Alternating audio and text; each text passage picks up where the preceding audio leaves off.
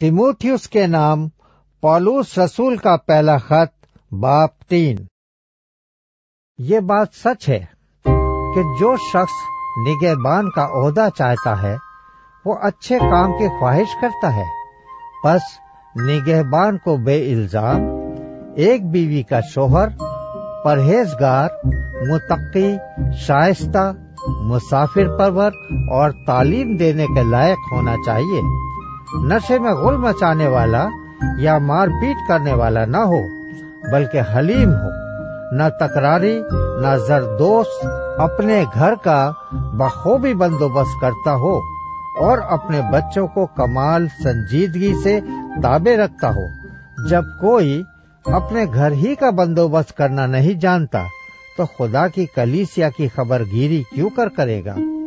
नौ मुरीद ना हो ताकि तकब्बुर करके कहीं इब्लीस की सी सजा न पाए। और बाहर वालों के नजदीक भी नेक नाम होना चाहिए ताकि मलामत में और इब्लीस के फंदे में न फंसे।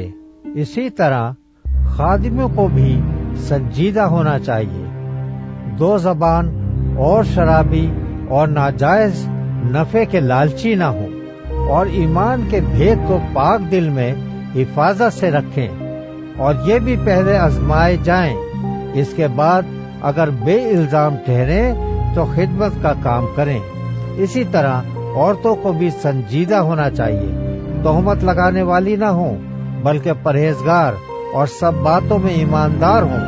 खादिम एक एक बीवी के शोहर हों और अपने अपने बच्चों और घरों का बखूबी बंदोबस्त करते हों, क्योंकि जो खिदमत का काम बखूबी अंजाम देते हैं वो अपने लिए अच्छा मर्तबा और उस ईमान में जो मसीह यीशु पर है बड़ी दिलेरी हासिल करते हैं। मैं तेरे पास जल्द आने की उम्मीद करने पर भी ये बातें तुझे इसलिए लिखता हूँ कि अगर मुझे आने में देर हो तो तुझे मालूम हो जाए कि खुदा के घर यानी जिंदा खुदा की कलीसिया में जो हक का सुतून और बुनियाद है क्यों कर बर्ताव करना चाहिए।